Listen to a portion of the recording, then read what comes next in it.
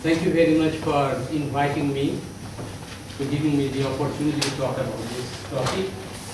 I work for cold atoms in Sao Paulo, in this Institute of Theoretical Physics. This is more than 50 years old, and it belongs to the Sao Paulo State University, and then there are the funding agencies.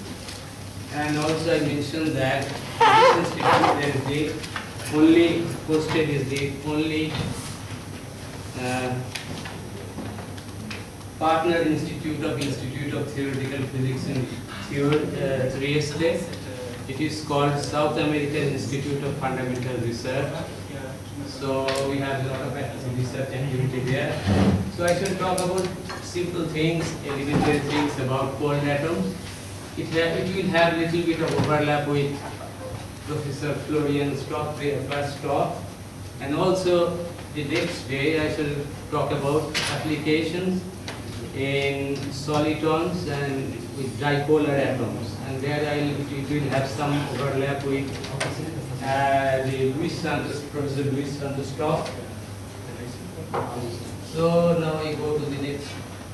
So why study cold atoms at ultra low temperatures, tens of nanokelvin? You have to listen. The reason is that the system becomes, the atoms and other things, they become quantum mechanical. So you can study quantum mechanics in the laboratory. Previously it was electrons in the textbook. The electrons were quantum mechanics. But the electrons are very small, they cannot be seen or perceived. And also because of Heisenberg uncertainty principle, you cannot observe the motion of an electron. But this situation is different in cold atoms. The situation is different in cold atoms. So this will give a laboratory test for quantum mechanics. Quantum phase transition, I shall mention what is quantum phase transition, and also test of quantum statistical mechanics and other things. You can also test condensed matter physics, which we studied in a much purer state, that is the dream, to study it in lattice and creation of lattice without impurity using pure optical lattice potential. Then superconductivity, superfluidity and magnetism and other things also. So both bosonic and fermionic atoms with permanent magnetic moments are used. This is very little small magnetic moment, but nevertheless they have some magnetic moment. And they can be manipulated by magnetic fields from outside. And we shall have the control of atomic interaction with phase-back resonance. That we shall talk about. Maybe not today, but in the next day's talk.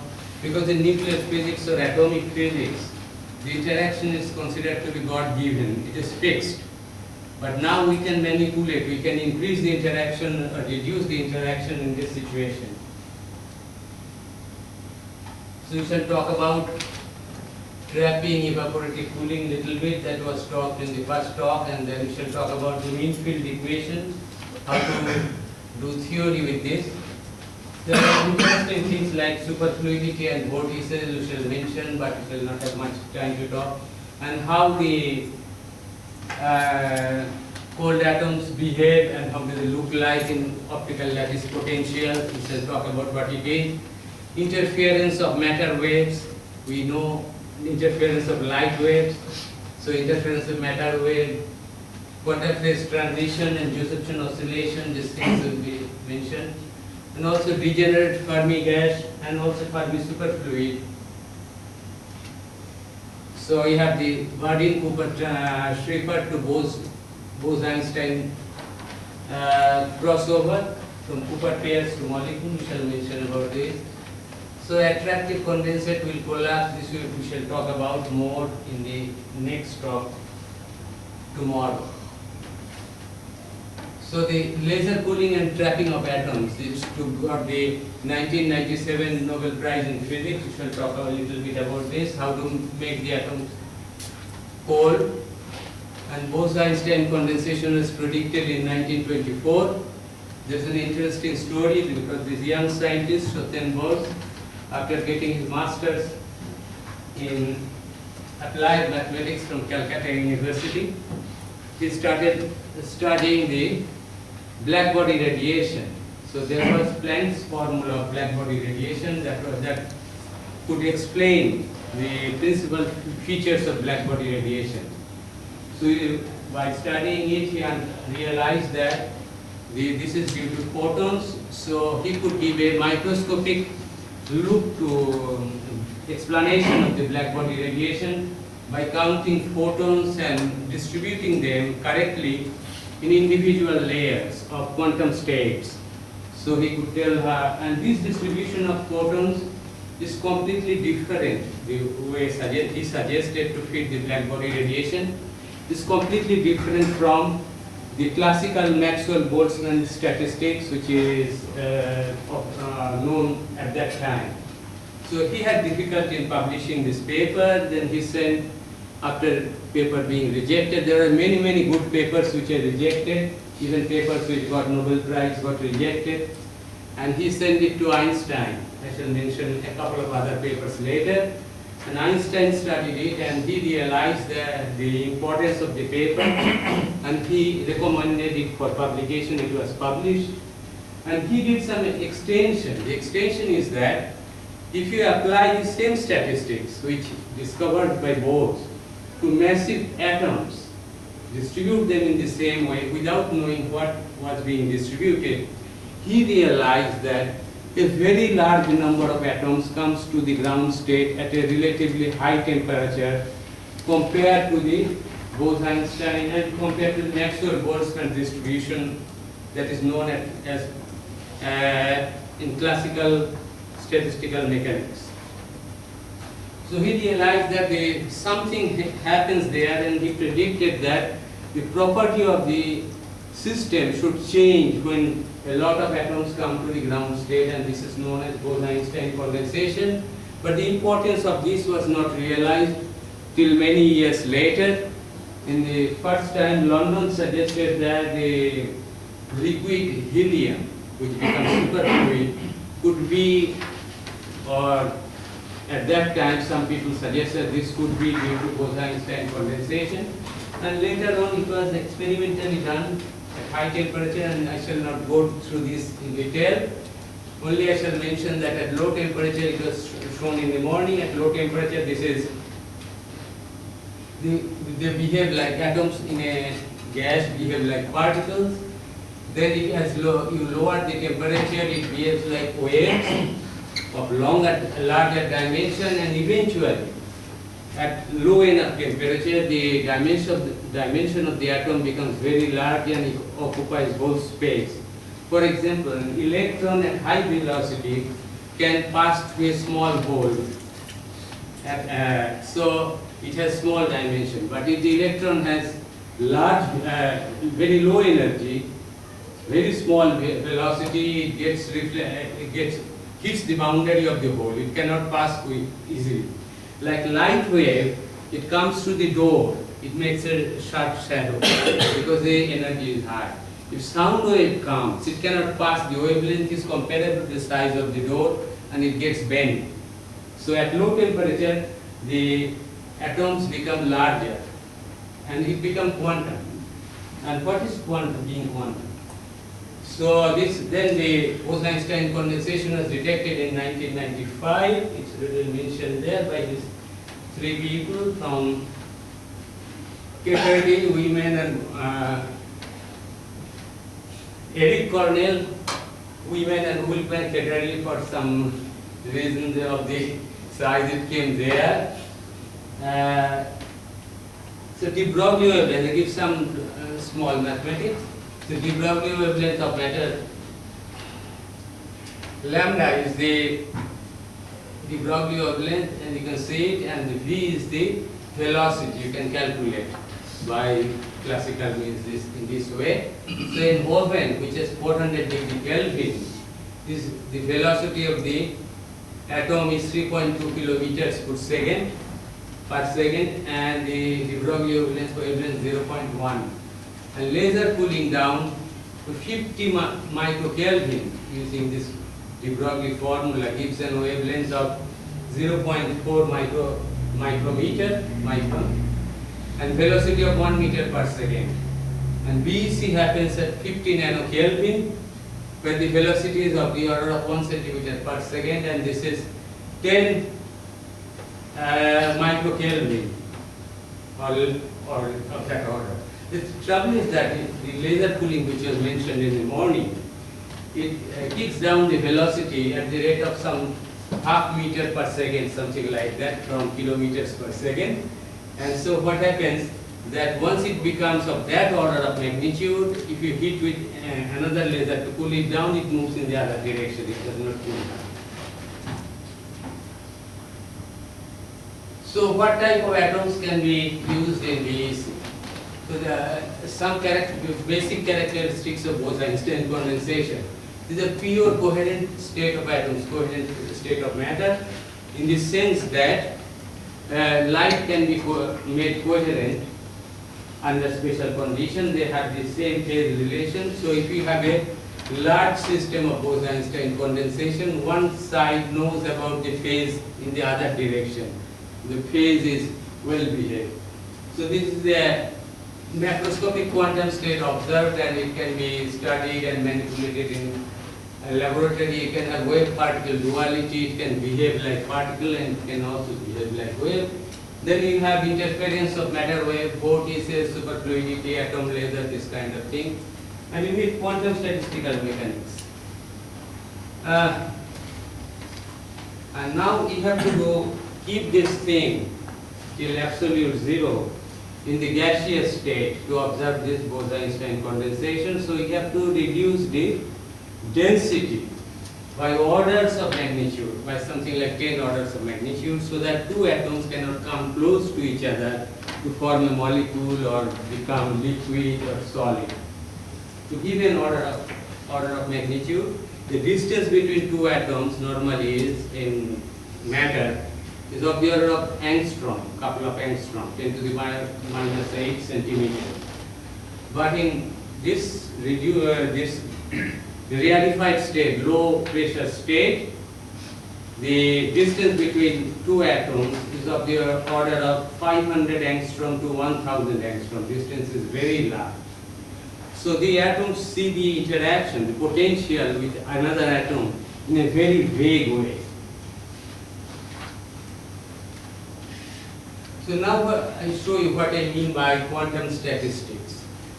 So as I told that the atoms have magnetic moments, you can manipulate it by external magnetic field, and by magnetic field you can create a harmonic oscillator potential, and the atoms will stay in these states. The interesting thing is that suppose these are blue lines at the quantum states in that trap, and the distance between blue lines is of the order of nanokelvin. And the Bose-Einstein condensation in this trap happens when most of the atoms come to the ground state, because these are bosons, they can come to the ground state. But it happens at a temperature of maybe say 100 nanokelvin. It can happen at 50 nanokelvin. And you see, if it were obeying classical statistical mechanics, then most of the atoms will be there with that energy.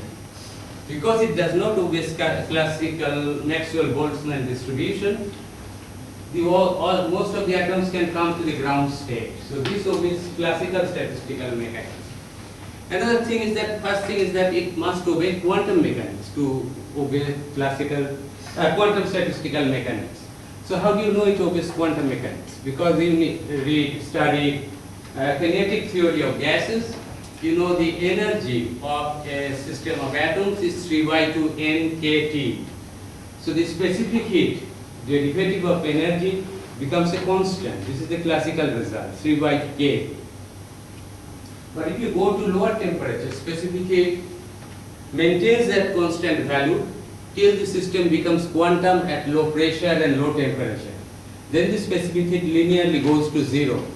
This is a different behavior. So this is a quantum particle obeying quantum statistics.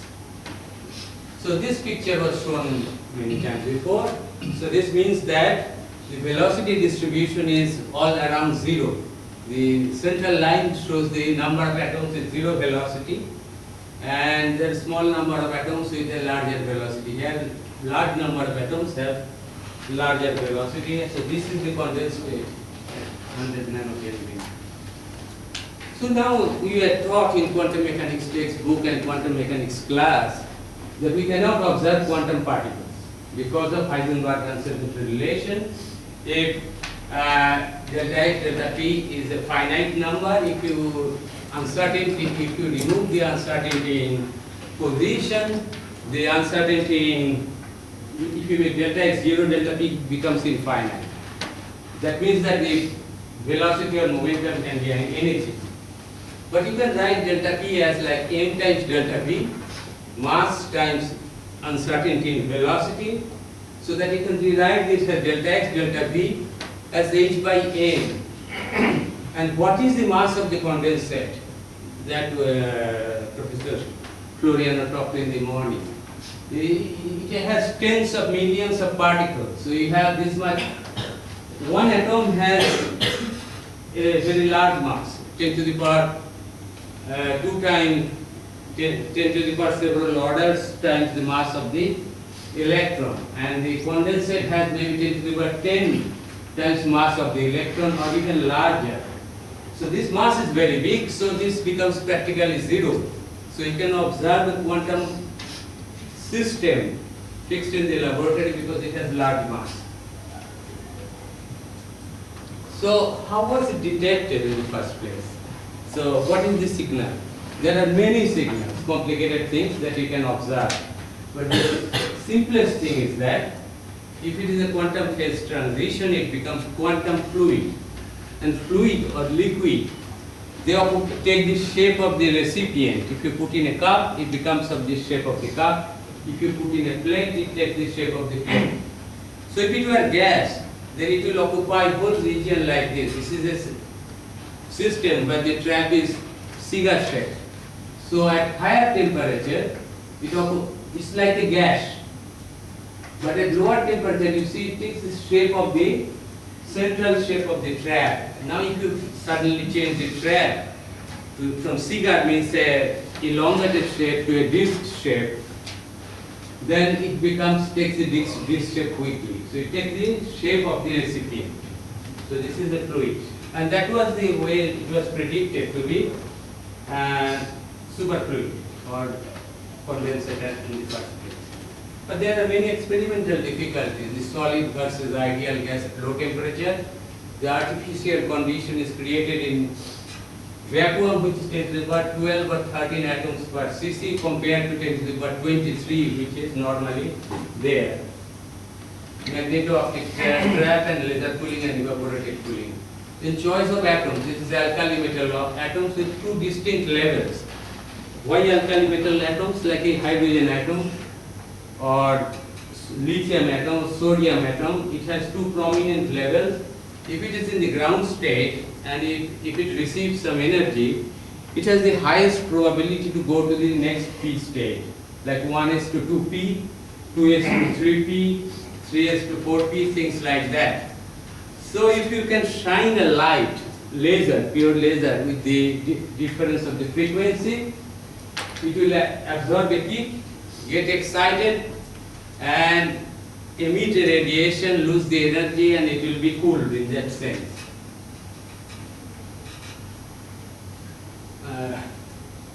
It can be cooled easily. So what is cooling with a laser? This is the atom, it's moving in this direction. You shine the laser with appropriate frequency, which is the frequency between the 2s 3p state or 3s 4p state. It receives hits one photon, gets excited, one atom receives one photon, gets excited, emits a radiation in this direction or that direction, and then slow down. So pushing the atom with light, acceleration becomes 100,000 g. G is the acceleration due to gravity. Why that laser does not heat up? We say that if it laser has high intensity, it should heat up. Because it is in this direction and it gets a kick from the opposite direction. But the thing is that once stopped, it does not receive any more photons because there is Doppler effect and the you have optical pumping, that's an experimental technique which is needed, where you constantly change the laser frequency according to the time or according to the average velocity of the atoms. So the color of the atom, the color the atom absorbs depends on its velocity, a small function. It's a quantum transition, so it has to exactly match the energy. So this is done, this engineering is done in a laboratory in a very nice way to reduce the velocity. So each collision with photons slows down, so for example, sodium atoms by 3 centimeters per second in 32 nanoseconds, and sodium atoms with velocity of 10,000 centimeters per second needs 3,000 kicks photons to stop in 1 microsecond. The interesting thing is that the retardation is 10 to the power 5 g, and stopping distance is only half meter. So initial velocity, final velocity is meters per second, and final temperature is microkelvin, or for the temperature needed is 100 nanokelvin, which is correctly properly explained by Professor Floriano. Then you do evaporative cooling. I will not go into detail. Then you allow it to evaporate and share energy, because each kick will not cool it down any further. So magnetic and laser traps you do, primary trapping with 3 magnetic fields in perpendicular direction, and few lasers to correct the momentum to send back the atoms to the center if somebody wants to go away. This is at least one design I took from an experiment. I don't know which one. So the atoms come from this direction, and these lasers give kick, and there are 3 magnets in 3 directions which generate 3 harmonic oscillator potentials whose strength can be varied. So this is evaporative cooling. So history of BEC. Okay. These are the first, some of the important BECs made so far. Hydrogen, it was actually Kleppner, which started long time back in experiments, but he was not the first person to do it, and there were others who were also trying, but they did not realize this trick of evaporative flow cooling. So 3 new people, Cornell and Women and Ketterle, Hewlett, they realized this trick, 3 new groups, and they were able to achieve BEC. Among this, Hewlett, he did the Bose-Einstein condensation with attracted lithium atoms. And at that time, it was not even clear whether you can have a Bose-Einstein condensation of attractive atoms, because the system may collapse. I shall explain what it means. And then there was potassium atom, cesium atom, excited state of helium. He talked about this morning. Chromium, yttrium, strontium, dysprosium, and there is erbium, which has been, erbium is not here in this list, but after that there has been erbium in 2012. Then you can have regenerate Fermi gases.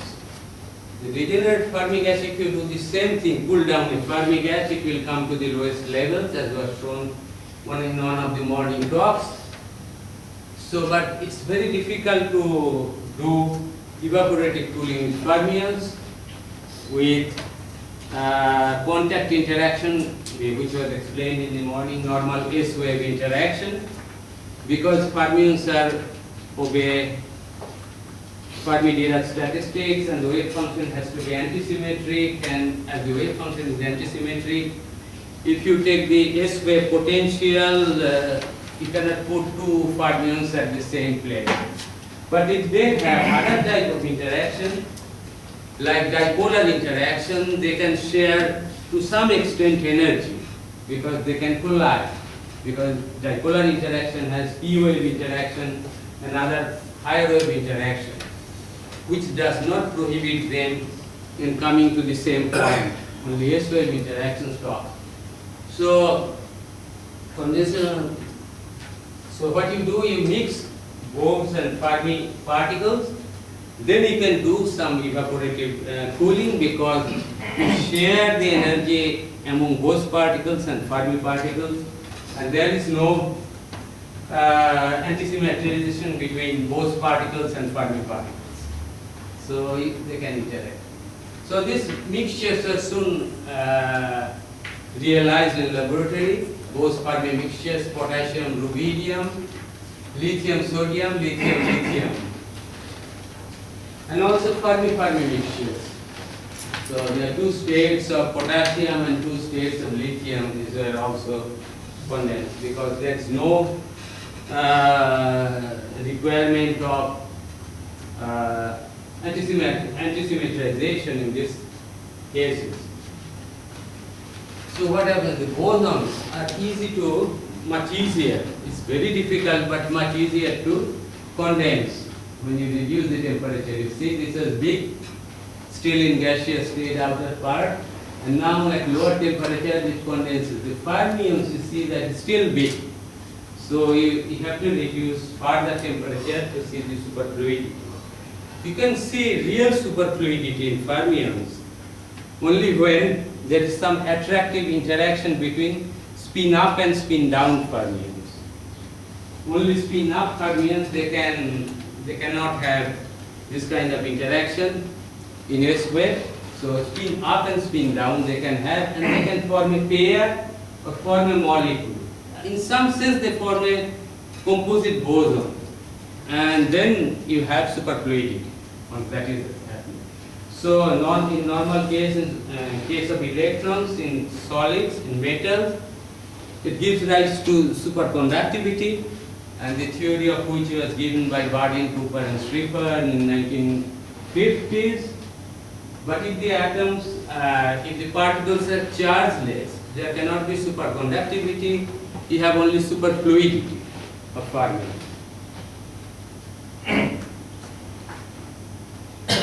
So two condensers interfere. This is a quantum effect, and also this shows nonlinear interaction. So if you take a cigar-shaped long condensate, and this is phase coherent. Now you burn the middle with a laser, allow it to expand. So it starts with a linear shape and changes its shape to this shape or other types of shape. It's not continue linear shape, and it can destroy matter in many places. This is much smaller than this size you see here, much smaller. Although see, this length is micrometer, this is millimeter. So after expanding this shape, is a photography, and see in some places there is matter, and in the black places there is no matter. So you can have matter wave interference, annihilation of matter in some places and it appears in other places. So this is interference. Other thing is that you can form vortices. If you start to rotate, there are many ways to rotate. Either rotating the trap indirectly, or with a laser you start and rotate the condenser, it starts to rotate. Once it starts to rotate, it generates vortices, like in a basin, water basin. When water passes quickly, you see that it makes a hole in the middle, and that's a vortex. But Abrikosov, it's a great work in 1950s, he got Nobel Prize for this work recently. He showed by theoretical means that once this happens, they have a very interesting dynamics. If you rotate faster, only the angular momentum one state is stable, and if you rotate faster, they generate two angular momentum, one state, then 3, then 4, then 5, and so on. And not only that, they are arranged in some kind of lattice depending on the condition of the superfluid and condition of the trap. And now this is the rotation in the laboratory. So you see that the black things are the holes, vortices, but after some time it is destroyed because of the three-body effect, three-body recombination. So it is at large time it is small, but at least you see the vortices. And then the atom laser, it was also shown in the morning. You can, like optical laser, you can make the Bose-Einstein condensate, large condensate, and allow it to pass in a coherent fashion as a beam, pulse beam or continuous beam. And then you have atom laser, you can do atom interference. But now you can have a mean field treatment of quantum mechanics. What is this? It's like the Schrodinger equation. Can we write a Schrodinger equation? Yes, you can write. This is the simple equation like this, Schrodinger equation or the BCS equation, which explains superconductivity. These are mean field equations. They do not have full quantum effect, but they have the essential behavior, but many things they miss. There are many ways of deriving this effective mean field equation. One is what's mentioned in the morning, and this is like this. You write the Hamiltonian and then the interaction, and then they divide the quantum states as a mean field minus fluctuations, and then you throw away the fluctuation and so on, and try to write the equation of motion. This is the Heisenberg equation of motion, and that gives a mean field equation. This is one easy way of writing, but you have to know the interaction. What interaction is taken? It is this delta function interaction usually taken. This gives this is a potential, and you do the integration in this, and this gives a nonlinear term. This potential gives scattering length A in the Born approximation. And this is one way of doing, and usually it is done this way nowadays. I did not go into detail, but it can be done with the Schrodinger equation also. You write the Schrodinger equation for the n-particle system, and then put the condition that the wave function will be symmetrized in n-particle states, and as it is a Bose-Einstein condensation, as it was commented in the morning, the one particle wave function and many particle wave functions, they become identical. And exactly this way, the BCS equation of superconductivity was written in the first place, starting from the Schrodinger equation and then imposing antisymmetrization of the fermions. And if you do that, you get the same equation. And that is called Hartree approximation for the potential. And you put the same potential in the Hartree approximation, which some of you may have seen in quantum mechanics or solid states course or condensed matter course. So this is the Hartree potential. So this becomes like this. Now I mentioned about this. What is G? G is 4 pi. If you put this here, G is 4 pi Na by h bar square.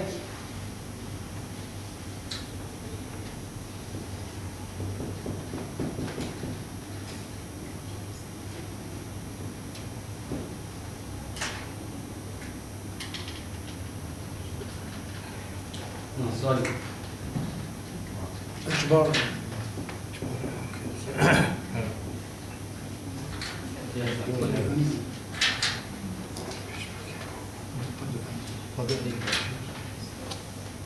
So, what is the interesting is that if you plot the scattering length which appears in this equation, if you plot the scattering length which appears in the equation, and this is the delta function potential, lambda is the strength of this thing, besides A, if plot A against lambda, you get this kind of curve which was also shown in the morning. So the potential is always taken to be attractive. The potential between the two atoms is always attractive.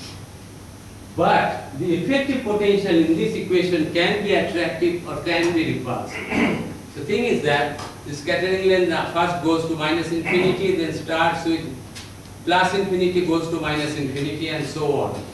At this point, so the validity of this equation is where this is small, because this is some kind of approximate equation derived from many-body equation. It's like first order perturbation theory, the Hartree approximation, and it is correct when the interaction is small. This Na term is small. here, which will appear in this equation, is small. Otherwise, you will need to include corrections of higher orders, 3 body terms, which is not cubic in wave function, is 5 power, 7 power, and so on. But realize this, when this becomes large, nothing is becoming infinity. This G can be infinity because scattering length is infinite. But that does not mean that the net interaction in the system is becoming infinite. So only that means that this equation cannot explain the result anymore. So at this point, you see, the interaction is large, the effective interaction is large, is infinite, but it is not really infinite. This equation breaks down if you want to use the equation. So at this point, we will call it unitarity limit, and you have another result. This result is not valid anymore. So interaction strength continues to be finite, potential is finite when A is infinite. So how do you formulate it? This has the dimension of energy. So only the energy you can form in a uniform gas is of this type, h bar square by 2m. I do not know if you can see h bar square by 2m, and you have to put some effective k square. But in the condenser there is no k anymore for this energy, interaction energy. Only dimension, you have to put something of dimension of k square.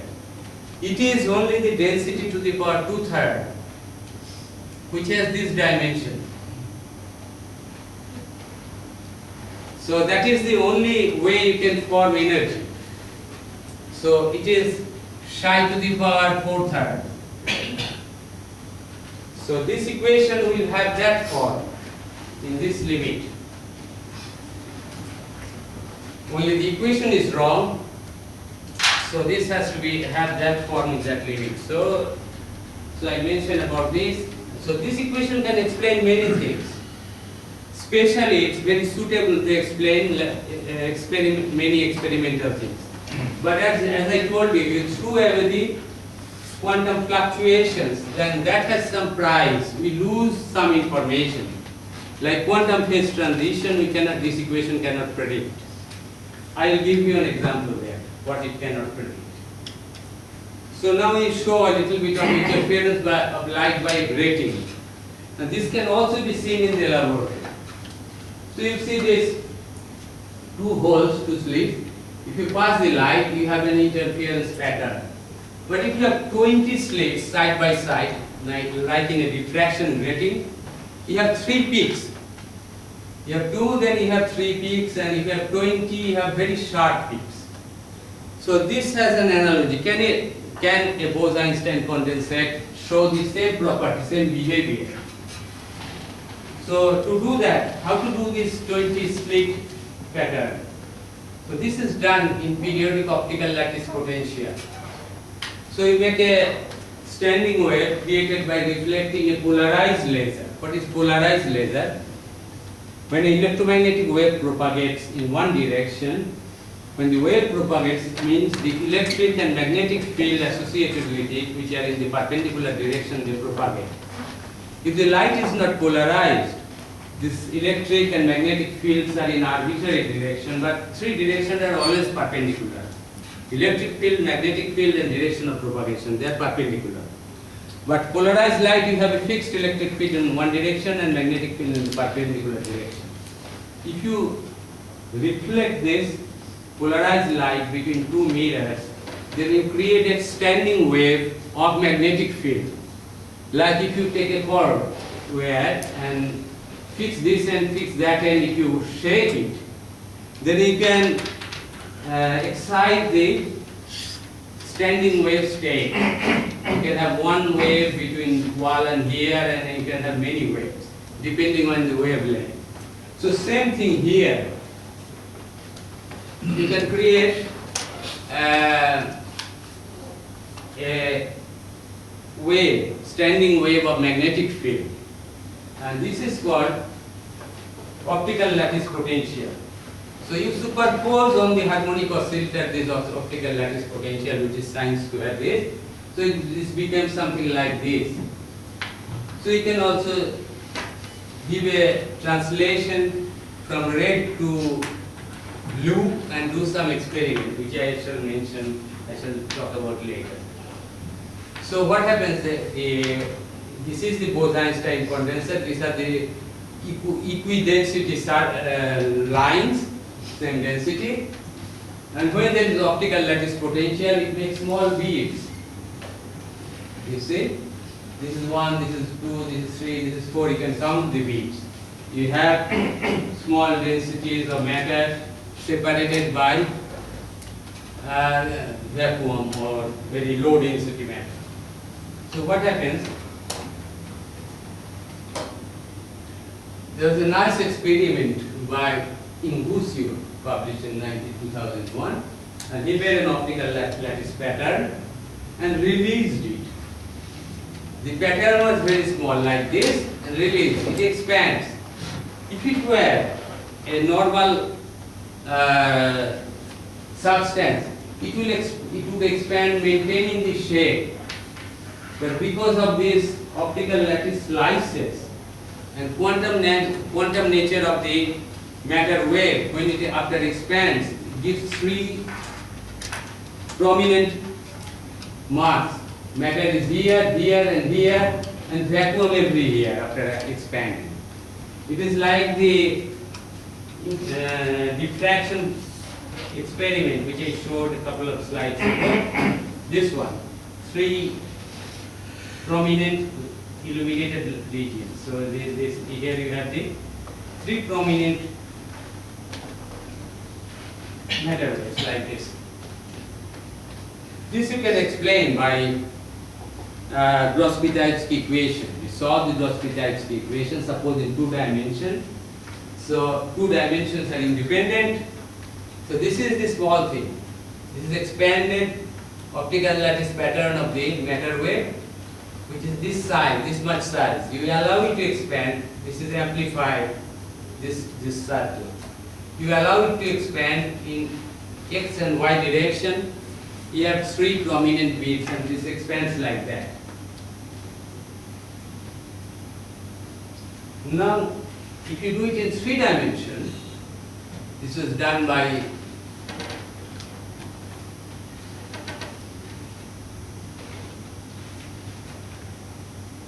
experiments. Emmanuel Brock in Nature published this. This becomes of this shape. But more interestingly, so this shows that this is having quantum superfluid and quantum coherent state, and they are making this kind of pattern. But more interestingly, they realize that this pattern can be lost if you increase the height of the optical lattice barrier. So that is a kind of quantum phase transition. So the substance is superfluid, phase coherent, communicating with each other, whole condensate. Now by increasing this, it loses superfluidity. So one part of the condensate does not know about the phase at the other place and so on. So this is quantum phase transition. Like, why it is quantum phase transition? Because in normal phase transition, there is usually thermal energy involved. Like you cool water, you get ice, 2 phases. Or if you cool gas, you get liquid, 2 phases. But you need thermal energy for that. Here no energy is needed, that kind of energy. Although the energy of the system changes, there is no change in temperature, and it can happen. You can have this phase transition at the same temperature. You can have a fluid, superfluid, or you have a normal fluid. The normal fluid will not make this pattern. So this also can be done simulated numerically. You solve the Grosby-Tykes equation in 3 dimensions, putting this optical lattice potential. So you will have beads in 3 dimensions arranged in cubic array in a Cartesian coordinate system. And see this is this thing. This small thing, then after expanding it gives 27 pieces. But the Grosby-Tapsky equation does not have quantum fluctuations. So this will always continue, independent of how high it is. So that it will never show the destruction of the pattern, and it will never show quantum phase transition because it's a classical mean field type equation. Quantum fluctuations are lost. So that is the price we pay by writing a simple equation. But the experimentalists, they give many information which can be easily reproduced in theory. Just control. The interference fringes you can get as well with Fermi, for example. Yes. Where you don't have any idea of continuous, as long, because it's a single particle problem. Yes, yes. As long as the Fermi momentum is much smaller than the recoil momentum. Yes. But the single particle or two chunks of particle you are talking about? No, what I'm talking is about fermions, not about bosons. Yes, yes. So I could have. Yes, yes. The key point. The thing is that how to destroy this interference pattern. The key point of the interference fringes Yes. is that the width of the momentum distribution, Yes. of the partial momentum distribution, is much smaller than the Brillouin zone. Yes, yes, yes, yes, yes. That's it. Yes. And this, in the case of condense, is particularly the case. But what I am saying, by increasing the height of the barrier, you cannot destroy this pattern. No, but my point here is Yes. that it's not only an issue of having a condensate or not. You can have it even with fermions. This is Yes, yes, yes, yes. as long, because it's a single particle. Yes, yes, yes. But as long as your momentum distribution is very It's narrow, not. Yes, yes. much smaller than the Brillouin zone, Yeah. then you will have it as well for fermions. But in addition, what I am telling that this destruction of this by slightly changing is not possible. That is the point I am saying. So this is a superfluid state. Superfluid state means this is a two-dimensional. In three-dimensional is difficult to design. So it is like this optical lattice potential. It's a box of eggs, and you put particles here and there in this fashion. So they can move around in this place. So this is superfluid state. But if you have the number of atoms identical to the number of holes, or a multiple of the number of holes, one in each side, or two in each side, or three in each side, they cannot move easily. So they are stuck there. So number is fixed in each side, and this is very happy with knowing only about the neighbor in the same side. It does not have any information about this atom. So this is the insulating state, and this is the superfluid state. So this is just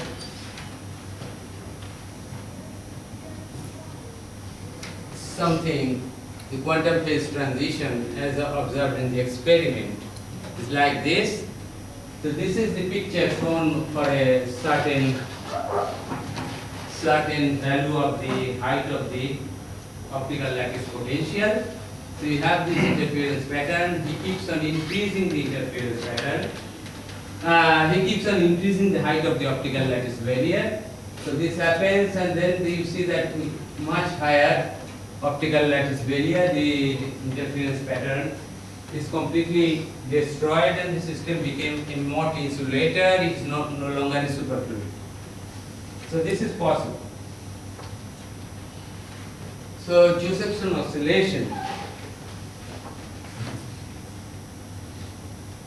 This is an interesting experiment, very interesting. This is a work by Josephson.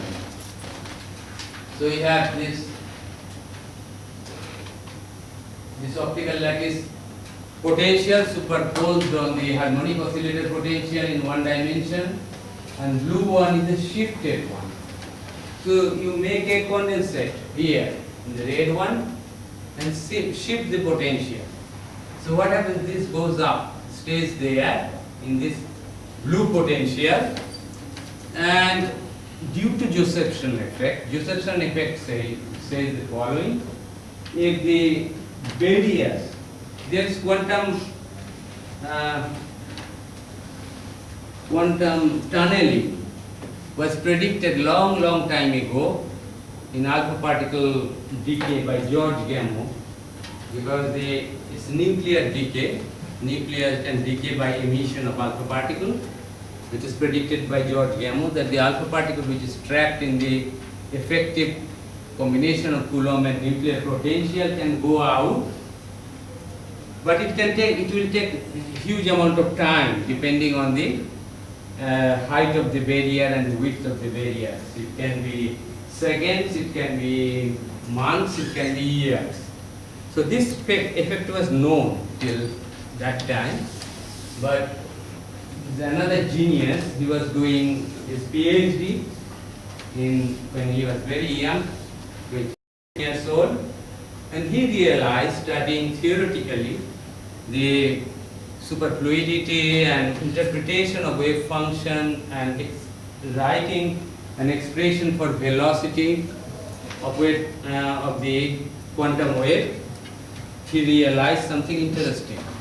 Like in normal quantum mechanics, we always talk about probability. So we do not talk about the phase of the wave function. But phase is something important in this context, and probably he realized it first, one of the first person to understand this importance. The gradient of the phase is related to the velocity of the superfluid, velocity of the quantum state. And so he realized that if the height of the barrier is narrow and the conditions are favorable, it can penetrate through it, the superfluid state can penetrate through the barrier practically without seeing it, very quickly. It's in violation of the alpha particle decay, where it takes long time to penetrate. There's a small probability of penetration. So this was shown in experiments. The experiment is that you take this thing and take this thing here, and you make the condensate in the middle of the red trap, then switch the trap, position of the trap. So the condensate now goes up here and release it in the new trap. Instead of staying there, it executes oscillation, practically free oscillation. And this is the time, and this is how it oscillates. This is done in simulation, and there are results of experiment and simulation. This is the frequency of oscillation. This keeps on oscillating. It keeps on oscillating practically with the frequency of the harmonic, frequency consistent with the harmonic oscillator trap, but it changes a little bit with the height of the barrier, with the optical lattice trap, and it gets changed a little bit. So the natural frequency is 9, and then it changes a little bit, and this is the frequency of the light which created the optical lattice barrier, optical lattice trap. So what is interesting, that the Gross-Pitaevsky simulation and experiment, they stay pretty, and other theoretical interpretation, they stay pretty close to each other. So how long do I have? 30 minutes. 30 minutes? 10 minutes. Huh? 10 minutes. How much?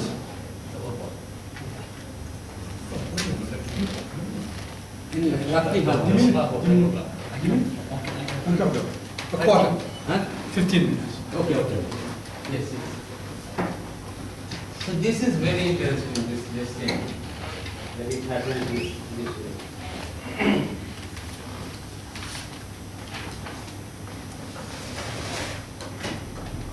So,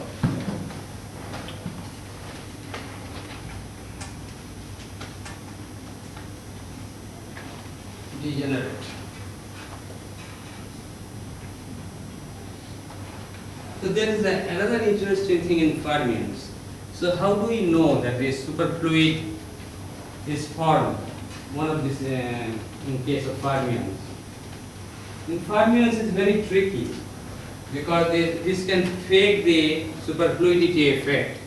Like you can have collisional hydrodynamics in case of mixture with bosons, or in case of other interactions, in other partial waves, P wave and other interactions, which do not prohibit the interaction between Fermi atoms and so on. You can have a P wave interaction between two spin polarized fermions, and if they are mixture of spin up and spin down fermions, there are other things, so it is very difficult to see the clear signature of superfluidity unless you can cool down to very low temperature where it is guaranteed that it will become superfluid by BCS condensation. So if the superfluidity happens, then the degenerate spin up, spin down mixture under the small attraction between spin up, spin down, you can have the BCS effect, or you can have the molecules of two fermions. So you can have a full crossover between both BCS, superfluidity, and molecule formation. So you can gradually increase, and this problem is very interesting because this is used in some models of superconductivity, high temperature superconductivity. So study of this problem is very interesting, and we study this in cold atoms, but cold atoms you don't have superconductivity, but you will have superfluidity. So attractive condensate is critical size and collapse. This is another thing which is interesting. In attractive BEC, interaction energy is negative and proportional to n square, and the other energy is proportional to n. So the interaction energy between atoms increases rapidly in increase of number of atoms, and beyond a number it becomes unstable, as was pointed out by Luis Santos in the morning. So a finite total energy is positive for n only, small n. If you increase the n, and if the system is attractive, then it will collapse. So matter in bulk is stable due to strong short range repulsion. But if you make this attractive interaction, it collapses, it is not stable anymore. And for lithium-7, they studied in laboratory the Bose-Einstein condensation, and in the laboratory trap only 1,300 atoms would be kept, and more than that it collapsed in that trap. So mean field calculation of the critical size and collapse is agreed with. The next day, I shall show now, make an introduction of next day's talk.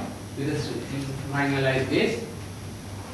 The mean field theory explains satisfactory mean phenomena and Bose-Einstein condensation, and of this we described a few, because the interesting thing is that the mean field equation gives numbers. Like the laboratory predicted that it collapsed at 1,500 atoms. So mean field predicts 1,500, 1,600, 1,200, some prediction will be there. And it is not easy to have this prediction from field theory, this number prediction. Field theory can predict many physics, but not this number. So this is why it is important. But there are things, that quantum phase transition and other things cannot be explained, but this is a challenging field for newcomers because of its overlap with other areas such as nonlinear optics, quantum computing, and precision measurements, and so on. Now we realize that the system is not stable if it is attractive. Why the universe is stable? The universe is stable because the underlying potential has a typical nature that is attractive at large distance and repulsive at short distance. You take the nuclear potential, it's attractive at large distance and repulsive at short distance. And take the atomic potential, it's attractive at large distance, repulsive at short distance. But this condition, laboratory condition, the potential between two atoms have same nature, like we make the condensate of rubidium atom. It's generally attractive, net attraction, and it is divided, a short range repulsion and long range attraction. But once you write the GP equation, when the atoms are separated by 1000 angstroms, 500 to 1000 angstroms, in place of 1 or 2 angstroms, it sees the potential in a very vague way through the scattering length. And it can be either attractive or repulsive. But now, in the morning, Professor Luis Santos talked about dipolar atoms. So dipolar atoms is the ideal place where you can really make extremely stable system, because you can make the contact interaction very repulsive and take a large dipolar interaction within the stability range. So then in the direction where the dipolar system is repulsive, you need only a weak attractive trap. You put a weak attractive trap in one of the directions, then in other directions, the long range attraction of dipolar system, you can make it very strong within the stability limit, and you can put an equally large short range repulsion, and the system will be extremely stable. So we shall study solitons. I shall explain what is soliton tomorrow, and they become extremely stable. So in the beginning people thought that you have to make the contact interaction zero to understand the effect of, to see the effect of dipolar interaction. But that is not really true. It's important to have a very strong contact interaction and a very strong dipolar interaction. Then the system cannot collapse. We shall see that the system cannot collapse. It becomes very stable because of the short range repulsion. And they act in different domains of coordinate space. One is short range and one is long range. So one does not hide the effect of the other. The effect of the two appear in two different places. Now the solitons are solitary waves which propagate over long distance. Like it can be over water surface, it can be in vapor, it can be in other forms, it can be in increase of density, it can be a decrease of density. So it is studied mathematically only in one-dimensional system where it is robust. So it is two solitons cannot change in one dimension if the system is integrable. Integrable, it satisfies certain conservation laws. Then two solitons hit each other. At any velocity, it comes out in the same nature. But we cannot make that soliton because our life is not one-dimensional, it is three-dimensional. So what we do, we put a trap in one or two directions and generate some solitons in both Einstein condensation, which will be very stable.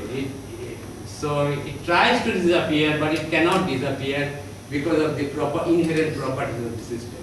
And now I show some films of soliton of different cases, please. So the next day we shall study properties of soliton in general. Now 1, 2, 3, 4, 1 by 1.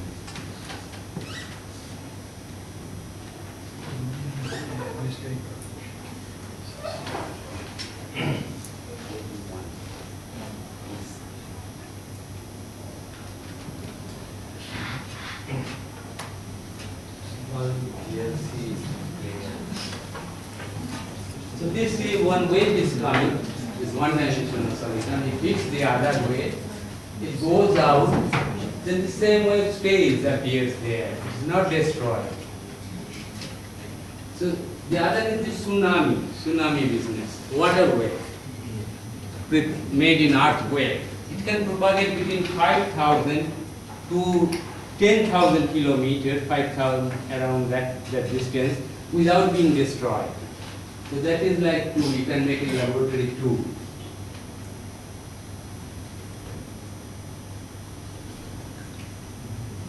So this is due to nonlinear, the balance between nonlinear interaction, an inherent property of the system to get destroyed. There is a balance. So this is in water. This kind of tsunami wave, is made and it goes there, it tries to be destroyed, but it appears again. It's not really destroyed.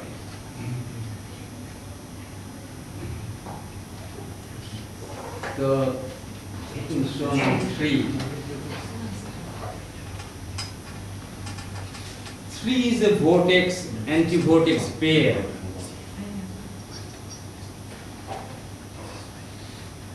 This is made in water surface and they propagate. See, there it's making the vortex anti-vortex pair. It tries to be destroyed, but then it appears again and again it goes there. It's a balance between nonlinear interaction in the system and trying to get destroyed, distraction and attraction. See, this one will get destroyed. Now it appears again.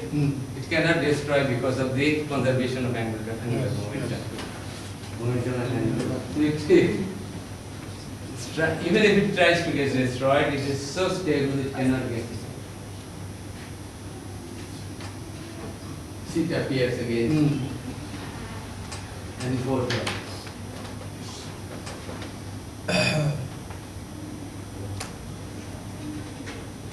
Four. This is even more interesting. This is simulation. It's like simulation of the smoke ring.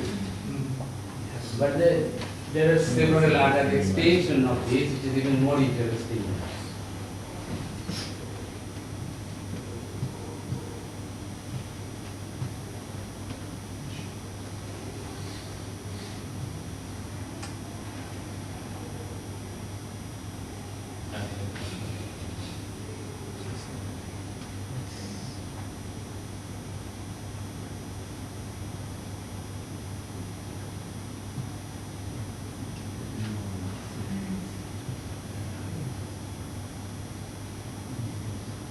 So it doesn't get destroyed. The correct question is to do it with a cigar. No? Yes.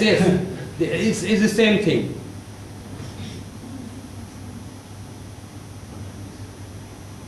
Normally you will expect it will get destroyed. But there is such a good balance between the distraction force and nonlinear constructive force. It easily does not get destroyed. And same thing we shall see in dipolar BEC soliton. This is a vortex ring. Yes, a vortex ring. So what it keeps it is really the fact that it's a vortex. Yes. More than the nonlinearity. Yes. It's a vortex. Yes. But it expands.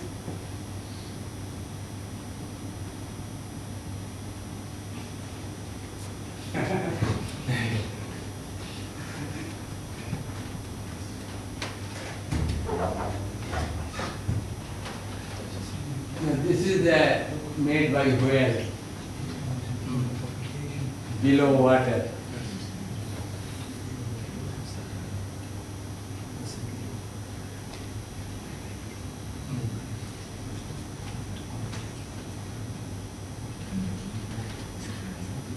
Yeah, but we shall also talk about these vortex rings in BEC, where the stability is due to both effects, conservation of angular momentum as well as nonlinear interaction.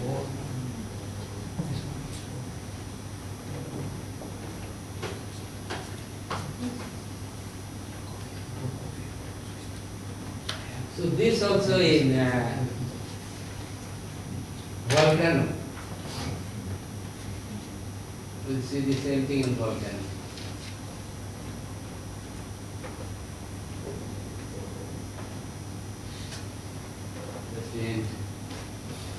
So, if you have any question, comment.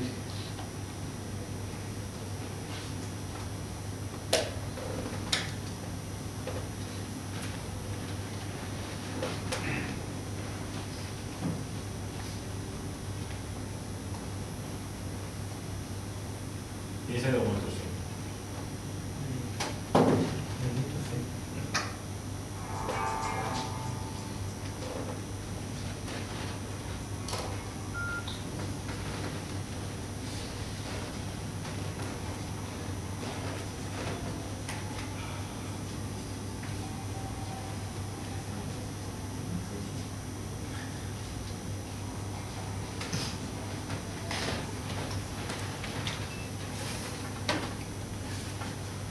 Yeah.